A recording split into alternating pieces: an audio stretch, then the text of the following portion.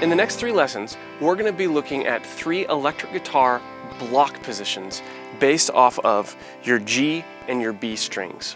These 3 positions or little areas that you can play, though, are very, very common in modern worship electric guitar.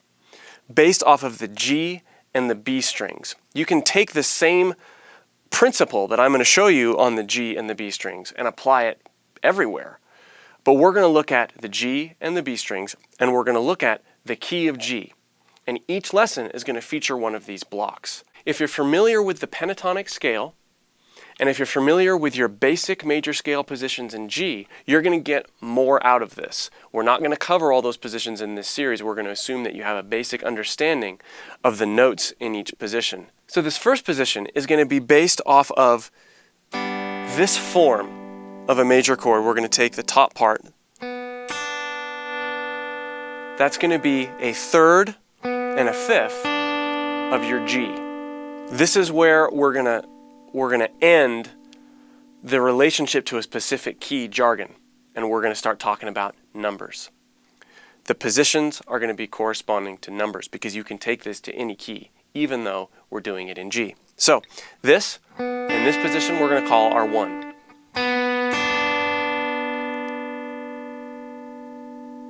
Get familiar with that. The fret numbers aren't important, but the relationship to the rest of them are important. Here's your 1 in this position. Here's your 4. 1 to 4. 1, 5. 1, 4. 1, 5. Now what's really cool about these things is when you combine them with scales, and you saw me do a little bit of this in the intro, you can get pretty fun. Borrow some notes. Come up with a little riff or lick. Right? You're basing at the 4, but you're using notes that you know are in the scale. 5.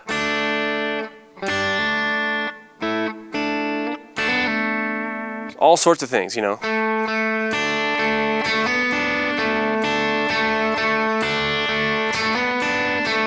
Even though that's your 5 chord and your guy is just, or you're providing this nice moving line.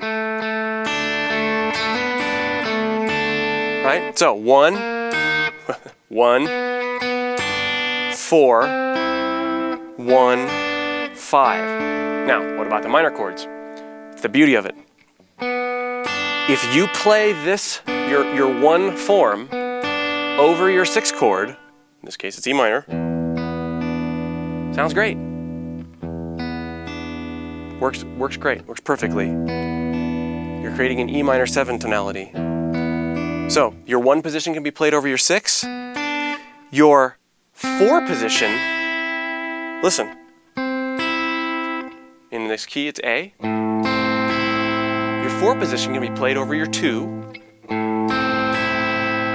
And your 5 position can be played over your 3.